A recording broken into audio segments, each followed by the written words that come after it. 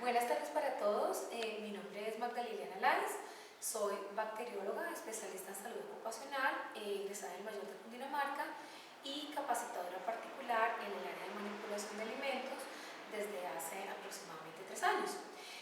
Hoy vamos a abordar un tema muy interesante que tiene que ver con la definición del alimento y la clasificación alimentaria.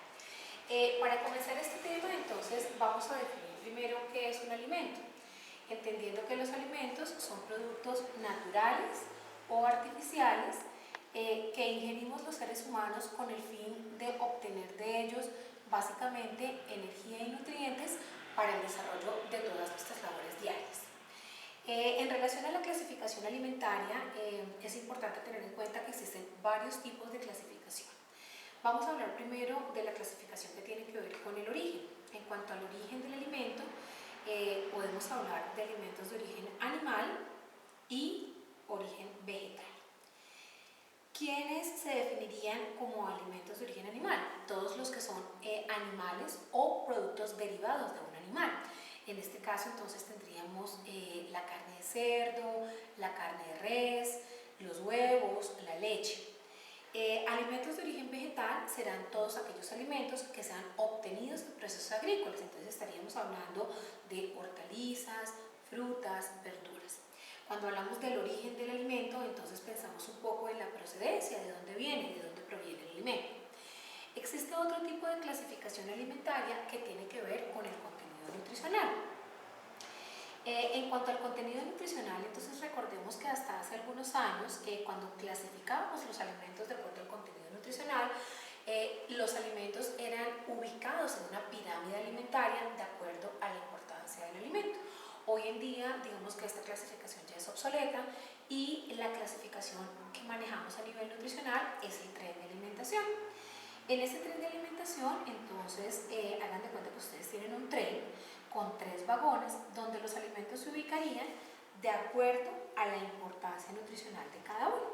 Entonces tendremos así alimentos de alta importancia nutricional, alimentos de media importancia nutricional y alimentos de baja importancia nutricional. ¿Quiénes serán los alimentos de alta importancia nutricional? Pues serán aquellos alimentos que son irreemplazables en la dieta, es decir, aquellos alimentos que ustedes no pueden quitar de la dieta. ¿Quiénes componen ese grupo de alimentos? Principalmente los cereales y los tubérculos, las hortalizas y las verduras y las frutas. En el contenido medio, entonces tendremos aquellos alimentos que sí son reemplazables, que los podemos reemplazar por otros. Por eso existen personas que son vegetarianas. ¿Quiénes serán esos alimentos de mediana importancia nutricional? Las carnes rojas y blancas, la leche y sus derivados y los huevos, básicamente. En el vagón de baja importancia nutricional, entonces tendremos aquellos alimentos cuyo contenido nutricional es mínimo y los seres humanos los necesitamos realmente en bajas cantidades. ¿Quiénes son? Las grasas y los azúcares principalmente. Bueno, vamos a hablar un poco de los alimentos de alta importancia nutricional. Dentro de los cereales y tubérculos tenemos un subgrupo que son las leguminosas y dentro de las leguminosas tenemos uno que para nosotros es muy importante, que es el frijol. ¿Por qué el frijol? Porque el frijol tiene un contenido proteico cercano al 50-55%, lo cual hace que reemplace perfectamente la proteína de origen animal. En cuanto a las hortalizas y verduras, hay que hacer una aclaración. Las hortalizas son aquellos alimentos obtenidos en procesos agrícolas que tienen formas de hojas, como quienes, la lechuga, el repollo, tenemos también la selga, la espinaca. Las hortalizas y las verduras, digamos que tienen un contenido proteico muy cercano al 40%, pero cuando no se hace un adecuado proceso de cocción, ese contenido se pierde. Por eso es importante tener en cuenta que las hortalizas deben ser cocinadas en un proceso que denominamos el escaldado. ¿Qué es el escaldado? Pues el escaldado consiste en introducir la hortaliza previamente descomisada, es decir, habiendo retirado todas las partes dañadas que tiene la hoja y previamente lavada para retirar de ella la tierra, los insectos, las babosas que pueden estar adheridas. Colocamos entonces a hervir el agua en un recipiente y introducimos, después de ese previo proceso de limpieza, la hortaliza en un tiempo no superior a 60 segundos en el agua, cuando ya está hirviendo copiosamente. Posteriormente, entonces, sacamos las hortalizas, las hojas, y las colocamos en un recipiente que contenga agua con hielo, lo cual genera un choque térmico que hace que se corte el proceso y pues no se pierda el contenido proteico. Cuando hablamos de las verduras, digamos que existen algunas verduras que tienen vena, como la habichuela, por ejemplo, y dentro de este proceso de prelimpieza pues se debe hacer el desvene de la verdura.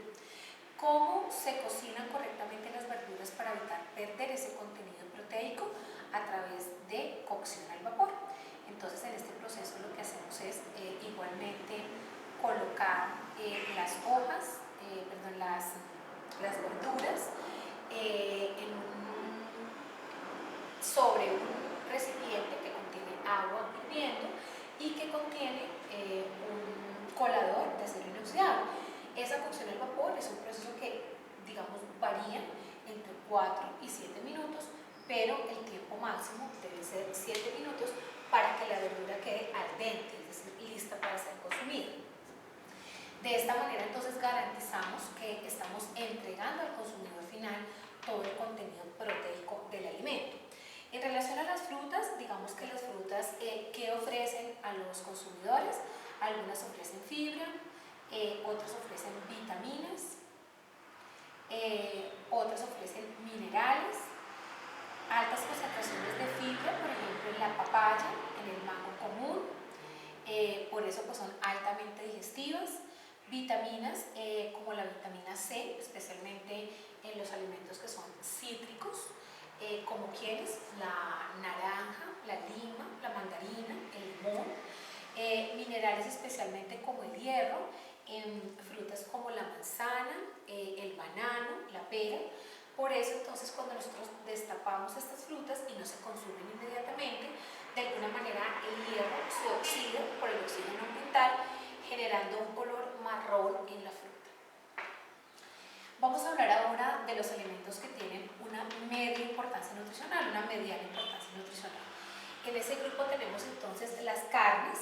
Recordemos que las carnes pueden ser carnes blancas y carnes rojas. ¿Quiénes son las carnes blancas? Pues las carnes blancas son todo lo que son aves de corral. Dentro de ese grupo, aunque en mayor cantidad lo que nosotros consumimos es pollo, tenemos también el pato, el pavo, el ganso. Y también el pescado, tanto de río como de mar.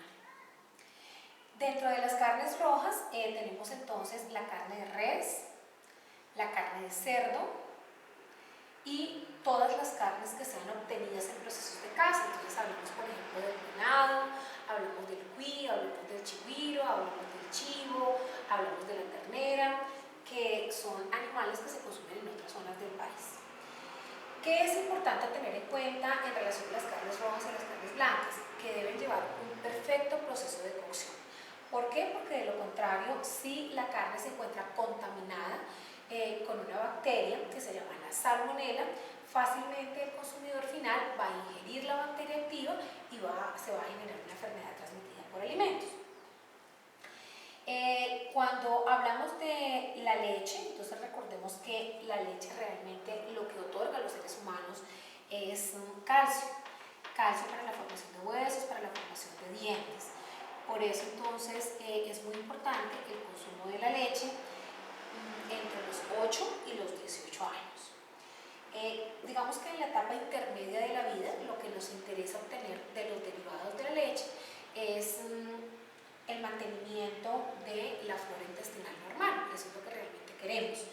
Y digamos que en la fase final de la vida los ancianos también deben consumir leche con especificaciones de dieta debido a que ya no se fija el calcio igual por parte de la vitamina D. En relación al pollo es importante tener en cuenta que el pollo tiene las altas concentraciones de colesterol a nivel de la piel y a nivel de las alas. Por eso no es recomendable la ingestión de estas dos piezas Adicionalmente, en las alas se acumulan los estrógenos, que son hormonas femeninas que se aplican a los pollos durante el proceso agrícola de producción en granja. Entonces, idealmente no se deben consumir alas y se debe retirar la piel del pollo durante el proceso de cocción. En relación a los huevos, pues los huevos también pueden albergar una bacteria que se llama la salmonela. Por eso es muy importante que el huevo se consuma perfectamente cocido, es decir, que tanto la clara como la yema estén completamente duras. También es importante tener en cuenta que no se deben preparar alimentos en los cuales el huevo no lleve cocción, por ejemplo las mayonesas de tipo casero. De otra parte, pues también es importante tener en cuenta que cuando la cáscara del huevo está contaminada con heces del ave, se debe lavar perfectamente la cáscara antes de abrir el huevo. De lo contrario, lo que va a ocurrir es que al momento de la cocción vamos a contaminar el alimento con las heces que se encuentran adheridas al cascarón. En la parte baja de este tren de alimentación tenemos las grasas y los azúcares. ¿Qué es lo que realmente nos otorgan las grasas? Las grasas nos dan calorías. ¿Para qué necesitamos calorías los seres humanos? Para mantener la temperatura corporal normal. ¿Y qué nos entregan los azúcares? Energía. ¿Energía para qué? Pues para hacer nuestras actividades diarias. En cuanto al riesgo, entonces digamos que hablamos del riesgo como la facilidad, como la susceptibilidad que podría tener un alimento de ser contaminado por parte de las bacterias. De acuerdo a esto, digamos que la salud pública ha determinado 8 grupos de riesgo. Vamos a mencionarlos uno a uno. Carne y todo lo que preparemos con carne. ¿Por qué? Pues porque ya lo mencionamos. Cuando la bacteria que está presente en la carne, que es la salmonela, llega directamente al consumidor en esas carnes que se sirven término medio, término azul, término 3/4, cuando no hay un perfecto proceso de cocción de la carne. Todo lo que preparemos con carne también se considera un alimento de alto riesgo. Tenemos otro grupo que es el grupo de la leche y todos sus derivados, debido a que la leche es un producto que requiere un proceso de pasteurización. Cuando la leche no se pasteuriza correctamente, lo que va a ocurrir es que si está la bacteria presente en la leche, que también puede ser la salmonela, va a ser ingerida directamente por el consumidor final, generando desde una salmonelosis hasta una fiebre tifoidea. En relación a los productos de pesca, entonces hablamos de todos los tipos de pescado, pescado de río, pescado de mar y todo lo que comúnmente conocemos como mariscos. Entonces estaremos hablando de pulpo, calamar, langosta, langostino, camarones, ostras, almejas, caviares, que son los huevos de algunos pescados. También en este grupo de riesgo entra el huevo y todo lo que preparemos con huevo, pues porque ya vimos cómo la salmonela también puede estar presente en el huevo. Tenemos otro grupo que son todos los alimentos de origen animal listos para consumo. ¿Quiénes son estos alimentos? Pues principalmente los embutidos. Entonces el riesgo en el consumo de embutidos se debe a que no cocinamos los alimentos, no sufren un proceso de cocción antes de ser ingeridos, antes de la ingestión del producto, de manera que si el producto está contaminado, pues obviamente el consumidor final ingiere la bacteria activa. Adicionalmente, estos productos no tienen un sello hermético, digamos la gran mayoría no lo trae. Por esa razón, cuando yo destapo el producto queda expuesto a las bacterias ambientales y consideramos que cualquier producto que esté expuesto por más de 2 horas a las bacterias ambientales ya tiene algún tipo de contaminación biológica sobre él. De otra parte tenemos también todos los alimentos que no son ácidos. Recordemos que entonces las bacterias proliferan muy bien en los alimentos que son no ácidos, en los alimentos alcalinos. De acuerdo al pH del alimento, entonces los alimentos alcalinos serán aquellos alimentos cuyo pH está por encima de 7. Digamos que las bacterias proliferan en un pH de 4 a 9, siendo el rango alcalino de 7 a 9. Adicionalmente, la leche, aunque es un producto ácido, también es importante tener en cuenta que hay bacterias que son de tipo acidófilo y pueden crecer también en alimentos ácidos. Otro grupo muy importante de riesgo son todas las aguas envasadas. ¿Por qué las aguas envasadas? Porque resulta que el consumidor final, después de ser, digamos, o tomar por primera vez el agua, no la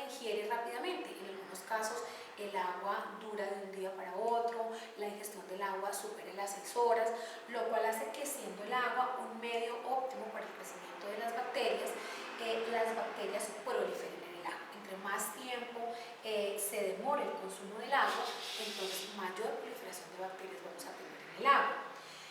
El agua envasada debe consumirse máximo de 1 a 2 horas. Otros productos que también contienen o que se clasifican como productos de alto riesgo son los alimentos de origen infantil. ¿Por qué los alimentos de origen infantil? Porque son alimentos que son preparados con altas concentraciones de nutrientes, altas concentraciones de azúcar, lo cual los convierte en sustratos excelentes para las bacterias.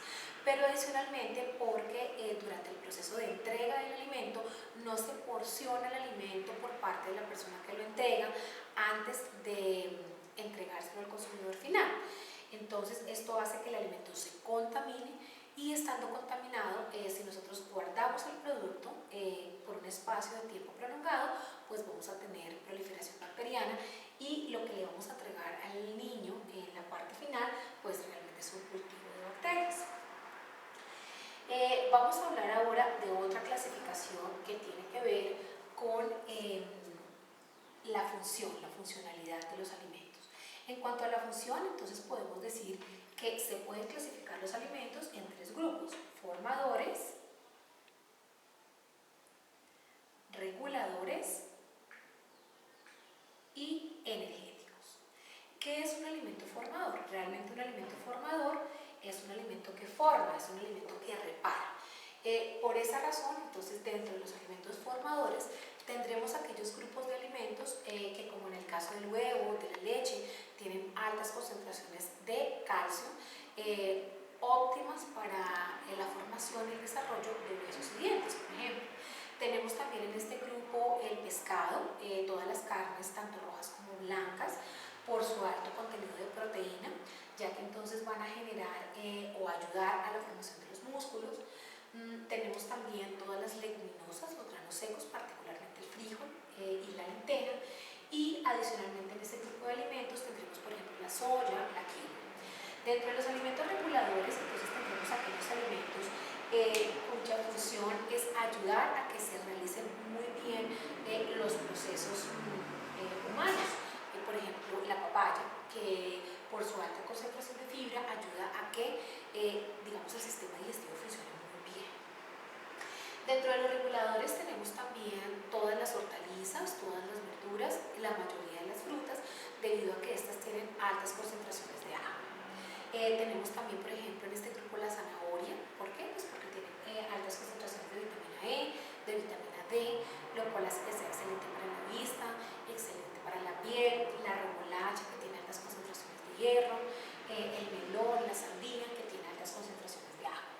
Dentro de los alimentos energéticos, entonces vamos a tener aquellos alimentos que nos otorgan energía. ¿Quiénes son? Pues principalmente los tubérculos, todos los tubérculos, como la papa, la racacha, la yuca. Tenemos también los cereales, todos los cereales como el arroz, el trigo, la avena. Tenemos todos los dulces, todos los alimentos que contengan azúcar, todos los aceites de tipo vegetal, por ejemplo el aceite de girasol. Tenemos otra clasificación del alimento que tiene que ver más con la vida útil. Entonces, cuando hablamos de la vida útil estamos hablando o estamos pensando un poco en el tiempo que dura el alimento. Entonces, cuando nos referimos a esta clasificación, podemos dividir los alimentos en 3 grupos: perecederos, semiperecederos y no perecederos. ¿Qué es un alimento perecedero? Pues es un alimento que rápidamente se va a descomponer. Por eso, dentro de este grupo de alimentos tendremos todo tipo de carnes, las hortalizas, las frutas, las verduras principalmente. Dentro del grupo de los semiperecederos, entonces estarán, por ejemplo, los tubérculos. ¿Por qué? Porque de acuerdo a cómo se manipulen, de acuerdo a cómo se almacene el producto, vamos a tener una vida útil más corta o más larga. Entonces, si ustedes, por ejemplo, almacenan una papa que está húmeda, pues obviamente su tiempo de vida útil se va a disminuir en relación a una papa que esté seca, embolsada, perfectamente lavada. También aquí vamos a encontrar los alimentos que son no perecederos. ¿Quiénes son esos alimentos? Pues son alimentos que finalmente ustedes pueden guardar mucho tiempo en las alacenas y que no se van a descomponer. Entonces, de acuerdo a esa, digamos, a esa orden de ideas, estarán aquí alimentos como los aceites, por ejemplo, aceites vegetales, el arroz, el azúcar, todos los granos secos, los enlatados. Hay que tener en cuenta que aunque el enlatado es un producto que se clasifica según la vida útil como no perecedero, cuando ustedes destapan el enlatado ya se convierte en un alimento perecedero. Eso quiere decir que el alimento pues, debe ser consumido lo antes posible después de haber hecho ese proceso de ruptura del vacío de la lata. Con eso pues concluimos el tema que queríamos mostrarles el día de hoy. Los invitamos a que entren en nuestra página www.manipulaciondealimentoscolombia.com